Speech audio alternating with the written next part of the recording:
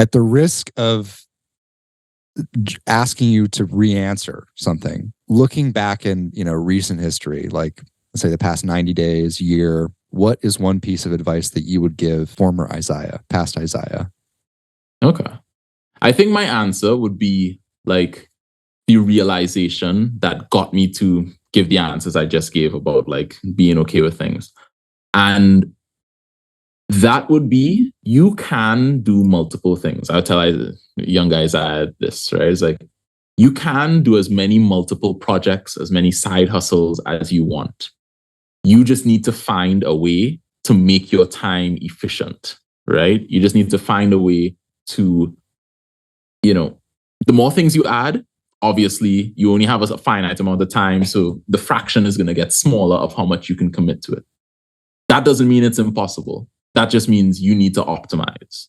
And that is what I'd probably tell the young guys when it comes to content specifically. But I think life endeavors in general, when I think, content, we could think about entrepreneurship, right? But also, like exercise, right? Do I need to go to the gym for 2 hours? Or can I take my 5-minute breaks for work? Can I just do push-ups, squats, body weight exercises next to my desk? It probably adds up to the same amount, right? In a given week.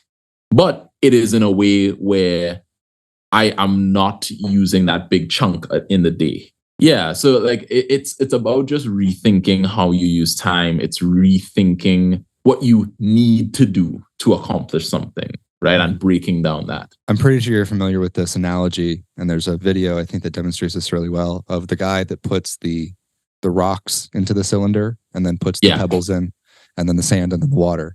And I think the way that you're describing time optimization and just finding more efficient ways to use smaller pieces of your day, that was what my mind went to. Mm-hmm. And I think that's, really, really solid advice. And I also would have benefited from hearing that earlier. And is a good reminder to apply that of, just don't let dead time be dead time. Mm-hmm. And you can do as much as you want, so long as you can continue to find time for the things that you want to do. But that also means that you have to acknowledge that there's a finite amount of time. And that's an important thing to do.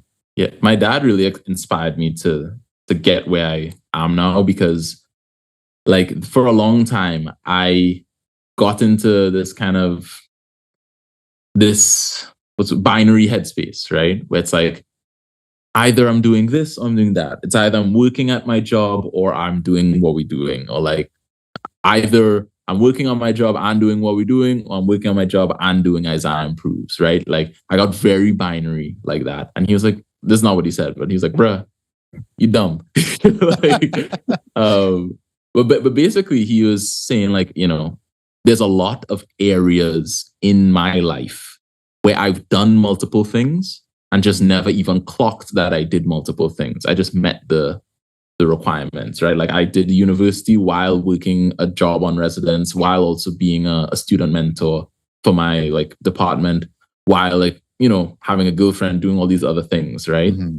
And those took subtle things of my time. The fractions were still there. It just didn't feel like fractions, it just felt like, oh, this is life. Right. And he helped me break that down. And I feel like everyone needs that nudge to be like, it's just about sacrificing certain things more intentionally. Like, do you need 2 hours of YouTube time? Maybe not. I feel like you've summarized it really well with what you just said, which is make intentional sacrifices, right? Mm-hmm. If you need to make sacrifices, make them intentionally.